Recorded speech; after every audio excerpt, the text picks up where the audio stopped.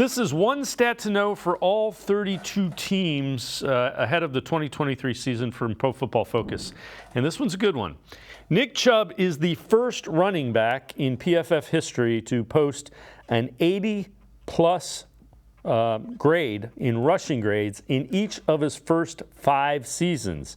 Chubb also owns the highest total rushing grade, 94.3, and the most missed tackles forced, 331, by any back in their first 5 years. So that kind of quantifies just how good Nick Chubb has been.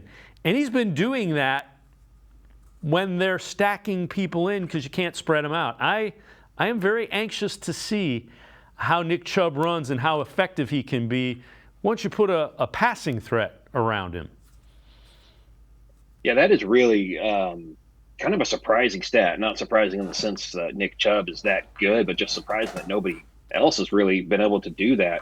But it just does show how good he's been and how consistent he's been for 5 years. He's definitely one of the best in the NFL, and you're absolutely right. Stump Mitchell not too long ago was talking about that, the Browns running back coach, and saying how he really believes that even if Nick Chubb gets fewer carries this year, which they're going to, not going to try to run him into the ground, but he believes that even if Nick Chubb gets fewer carries, he can be still one of the top runners in the NFL, and he believes he can average around 6 yards per carry. For his career, he's right at 5 yards a carry, which is maybe a little bit above 5 yards, which is absolutely insane when you think about just how limited even when they have had a bit of a passing attack, it hasn't been a deep passing attack, so that the safeties and linebackers and stuff still haven't had to back off very much. So with more of a spread offense, I think Mitchell's right. I think you can see even more explosive plays from Nick Chubb and have him be even better than what we've seen. Yeah, just think of what the challenges were the last 2 years. You had Baker Mayfield, who had the injured non-throwing arm. You had Jacoby Brissett, played well, but those aren't guys that you're going to say, man, we got to back up, and they didn't have the deep threat at receiving that they have now with potentially Goodwin and Elijah Moore.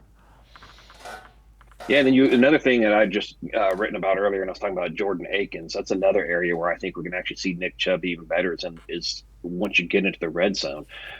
They haven't had 3 just, kind of dominant or potentially dominant tight ends in the red zone. You have 3 guys now that can go up and catch the ball. They're all really big.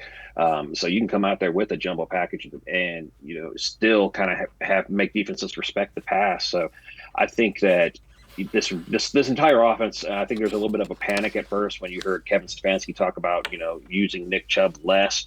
But I think that it's, we're going to see we're all going to be happy with. I think he's going to be a whole lot more effective. And like I said, I think the best is still yet to come for him.